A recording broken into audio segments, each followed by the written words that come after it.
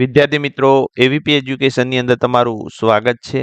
આજે આપણે ધોરણ 8માં ગણિત વિષયમાં પ્રકરણ 10 ઘાત અને ઘાતાંક એમાં સ્વાધ્યાય 10.1 શીખીશું. તો વિડીયોને ધ્યાનથી પૂરેપૂરો જોજો અને ચેનલને સબસ્ક્રાઇબ ના કરી હોય તો કરી લેજો, જેથી નવા વિડીયો તમને સરળતાથી મળી રહે. તો ચાલો શીખીએ સ્વાધ્યાય 10.1 પ્રશ્ન 1 કિંમત શોધો. પહેલો દાખલો 3 - 2 ઘાત. તો વિદ્યાર્થી મિત્રો અહીંયા ઘાત એ ઋણ આપેલી છે. જો ઘાતને આપણે ધન કરવી હોય તો પદને આપણે છેદમાં લઈ જઈશું તો 1/3 ઘાત થશે. હવે કિંમત શોધવાની છે માટે 1/3 ઘાત એટલે 3 × 3 અને 1/3 તારી 9. તો 9 જવાબ આવશે. એના પછી બીજો દાખલો -4 - -2 ઘાત. તો અગાઉ જોયું એ પ્રમાણે અહીંયા ઋણ ઘાત આપેલી છે, ધન કરવી હોય તો એને છેદમાં લઈ જઈશું તો -4 અહીંયા 2 ઘાત થશે. હવે 1/-4 ઘાત તો -4 × -4. હવે બે ઋણ ચિહ્નો આયા અને ગુણાકાર છે માટે જવાબ ધન થઈ જશે. ચોગું 16. ઋણ ચિહ્નો 2 છે બેકી સંખ્યા માટે જવાબ ધન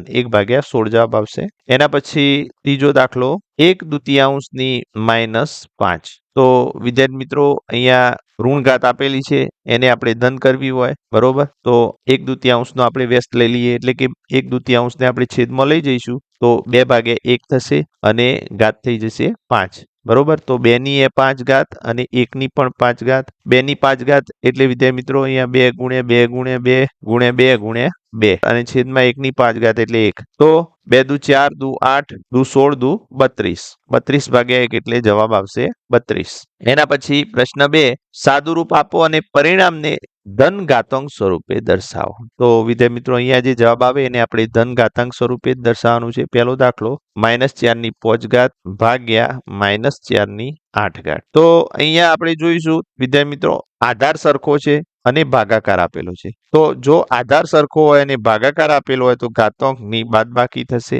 એ ઘાતાંકના નિયમ મુજબ આપણે જોઈએ તો અહીંયા 5 - 8 થશે. હવે 5 - 8 એટલે વિદ્યાર્થી મિત્રો વત્તા ઓછા ઓછા 5 માંથી 8 ના જાય તો 8 માંથી 5 જશે તો 3 વચ્ચે માટે -4 ની અહીંયા -3 ઘાત આવશે, કેમ કે મોટી સંખ્યા ઋણ છે બરોબર. તો -4 ની -3 ઘાત. હવે ઘાતાંકને અહીંયા આપણે ધન સ્વરૂપે લખવાની છે તો એને ધન કરવા માટે 1/-4 ની 3 ઘાત સ્વરૂપે આપણે લખીશું. એના પછી બીજો દાખલો 1/2 ની 3 ઘાત ની 2 ઘાત. તો અહીંયા વિદ્યાર્થી મિત્રો ઘાતાંકના નિયમ મુજબ ભાગાકારની ઘાત એટલે કે અંશની ઘાત થશે અને છેદની પણ ઘાત થશે. હવે 1 ની 2 ઘાત એટલે 1 અને છેદમાં 2 ની 3 ઘાતની 2 ઘાત. તો ઘાતની ઘાત એટલે 2 ની 3 દુ 6 ઘાત થશે. તો 1/2 ની 6 ઘાત થશે.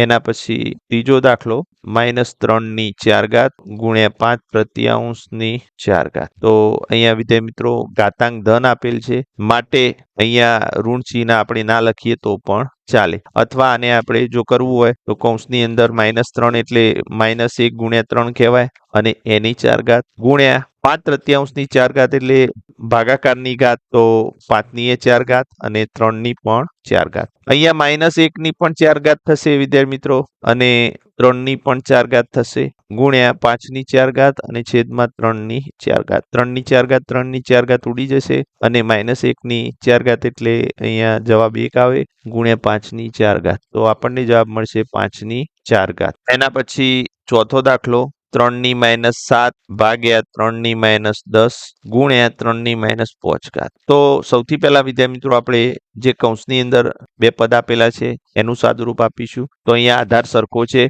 અને ભાગાકાર આપેલ છે માટે ઘાતાંકની બાદબાકી થશે. તો -7 3 ની -7 ઘાત ઓછા -10 ઘાત. તો અહીંયા આપણે બાદબાકી કરી અને ગુણ્યા 3 ની -5 ઘાત. હવે અહીંયા ઓછા ઓછા વત્તા માટે 3 ની -7 ઘાત વત્તા 10 ગુણ્યા 3 ની -5 ઘાત. હવે અહીંયા ઓછા વત્તા ઓછા માટે 3 ની 10 માંથી 7 જશે તો 3 ઘાત વચ્ચે મોટી સંખ્યા ધન છે માટે ઘાતાંક ધન આવશે અહીંયા અને ગુણ્યા 3 ની -5 ઘાત. હવે વિદ્યાર્થી મિત્રો અહીંયા આધાર સરખો છે અને ગુણાકાર છે માટે ઘાતાંકનો સરવાળો થશે તો 3 ની 3 વત્તા -5 થશે. તો હવે અહીંયા 3 ની 3 વત્તા -5 માટે વત્તા ઓછા ઓછા તો બાદબાકી થશે માટે 3 ની 2 ઘાત આવશે અને મોટી સંખ્યા ઋણ છે અને ઘાતાંકને ધન કરવી હોય તો અહીંયા 1/3 ની 2 ઘાત થશે. તો આ રીતે આપણે દાખલો ગણીશું. એના પછી પાંચમો દાખલો 2 ની -3 ઘાત ગુણ્યા -7 ની -3 ઘાત. હવે અહીંયા બંને ઘાતને આપણે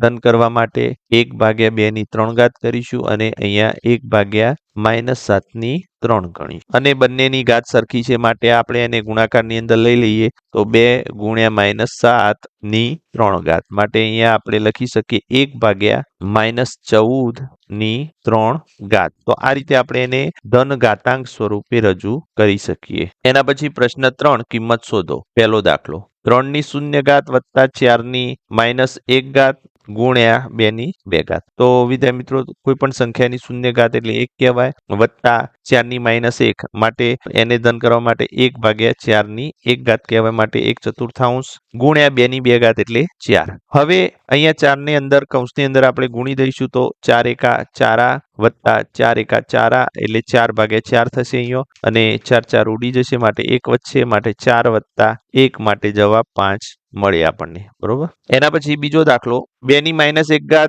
ગુણ્યા 4 -1 ભાગ્યા 2 -2 તો અહીંયા આપણે કિંમત શોધવાની છે માટે સાદુરૂપ આપીએ અહીંયા તો આધાર સરખો કરીએ. અહીંયા 2 છે આધાર તો અહીંયા પણ આપણે આધાર 2 કરીએ તો 2 -1 ગુણ્યા 2 ની -1 અહીંયા 4 ની જગ્યાએ આપણે 2 નો વર્ગ મૂકીશું અને ભાગ્યા 2 હવે 2 -1 ગુણ્યા 2 ની -1 એટલે ઘાતની ઘાતનો નિયમ લાગશે તો 2 -2 થશે 2 એકા 2 માટે -2 ભાગ્યા 2 હવે જો વિદ્યાર્થી મિત્રો અહીંયા ભાગ્યા 2 -2 આપેલ છે એને આપણે જો છેદમાં લખીએ તો 2 -2 અને આ ભાગાકારમાં લખીએ તો 2 -2 તો અહીંયા 2 -2 ઉડી જશે અને જવાબ આપણને મળશે 2 -1 હવે 2 -1 એટલે વિદ્યાર્થી મિત્રો 1/2 તો જવાબ આવશે 1/2 એના પછી ત્રીજો દાખલો 1/2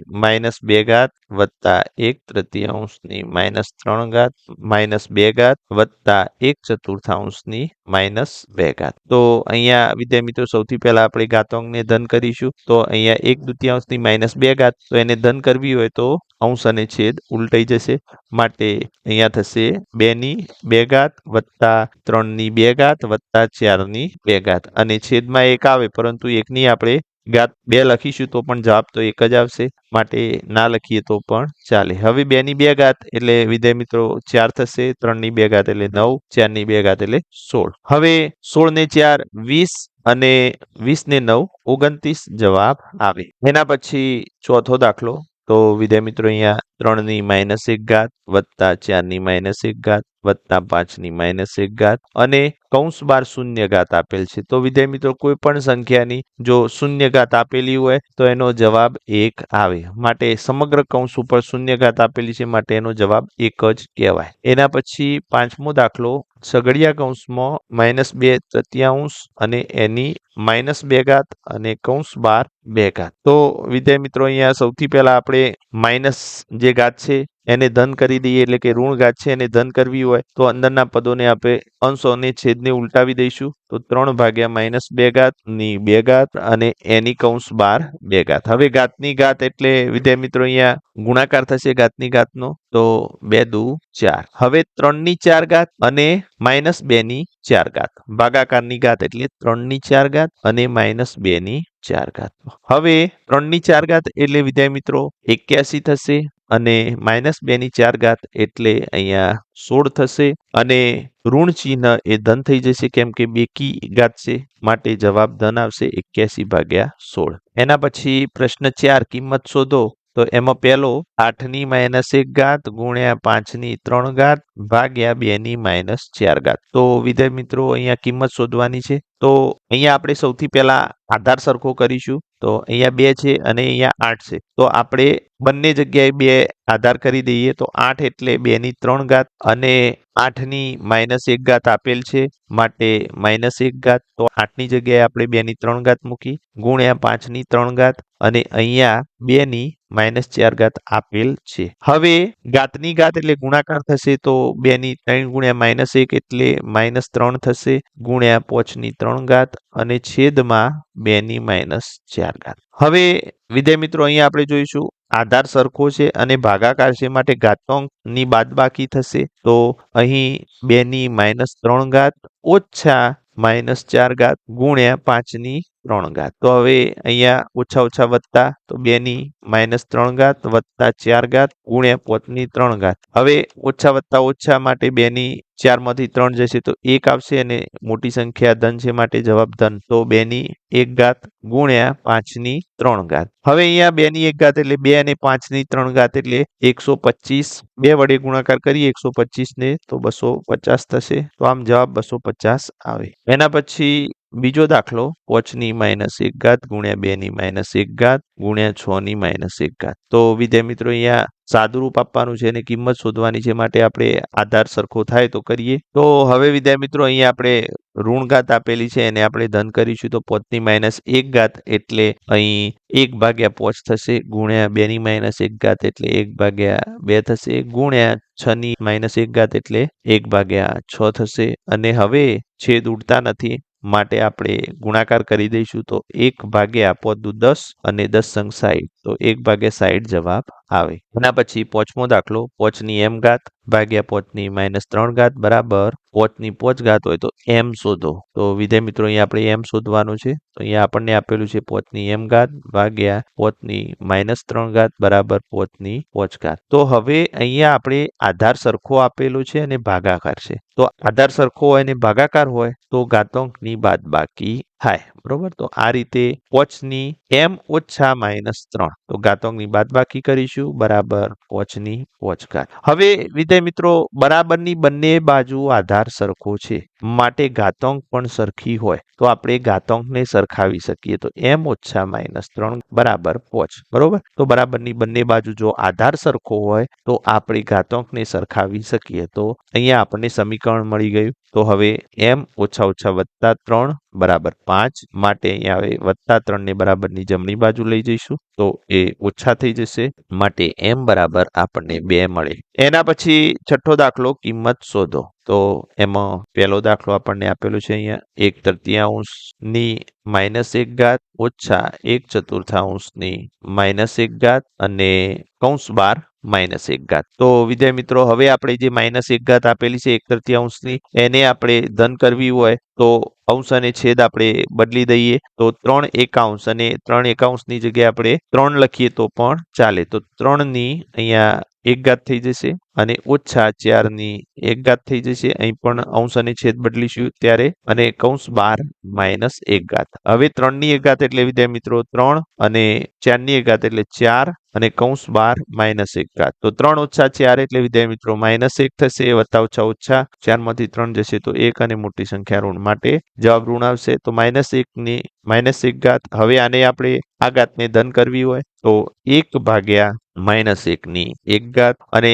1/-1 ની 1 ઘાત એટલે -1 જ કહેવાય. તો જવાબ આપણને -1 મળે. એના પછી બીજો દાખલો અહીંયા 5/8 ની -7 ઘાત આપેલ છે ગુણ્યા 8/5 ની -4 ઘાત આપેલ છે. તો સૌથી પહેલા વિદ્યાર્થી મિત્રો આપણે સાદુરૂપ આપવું હોય તો ધન ઘાત કરી દઈશું તો આપણને સાદુરૂપમાં સરળતા રહેશે. તો ધન ઘાત કરવા માટે આપણે અંશ અને છેદને અદલા બદલી કરી દઈશું એટલે કે વ્યસ્ત કરી દઈશું. તો 8/5 ની 7 ઘાત થઈ જશે ધન ઘાત થઈ જશે ગુણ્યા 5/8 ની 4 ઘાત થઈ જશે. હવે અહીંયા ભાગાકારની ઘાત એટલે 8 ની 7 ઘાત અને 5 ની પણ 7 ઘાત ગુણ્યા એ જ રીતે 5 ની 4 ઘાત અને 8 ની પણ 4 ઘાત. હવે આપણે આધાર સરખો છે માટે ભાગાકાર આપેલો છે માટે ઘાતાંકની બાદબાકી થશે તો 8 ની 7 ઓછા 4 થશે. એ જ રીતે અહીંયા આપણે છેદમાં કરીએ તો 5 ની 7 ઓછા 4 થશે. તો અહીં 8 ની 7 ઓછા 4 7 માંથી 4 જશે તો 3 તો 8 ની 3 ઘાત અને એ જ રીતે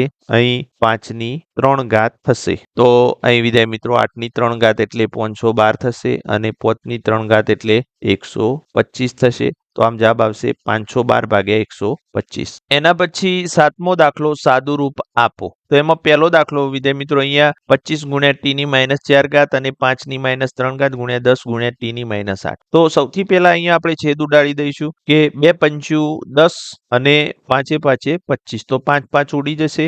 હવે અહીંયા 5 ની 1 ઘાત કહેવાય અને છેદમાં 5 ની -3 ઘાત છે માટે ભાગાકાર છે આધાર સરખો છે માટે ઘાતાંક ની બાદબાકી થશે તો અહીંયા 5 ની 1 ઘાત ઓછા ઓછા 3 ઘાત બરોબર.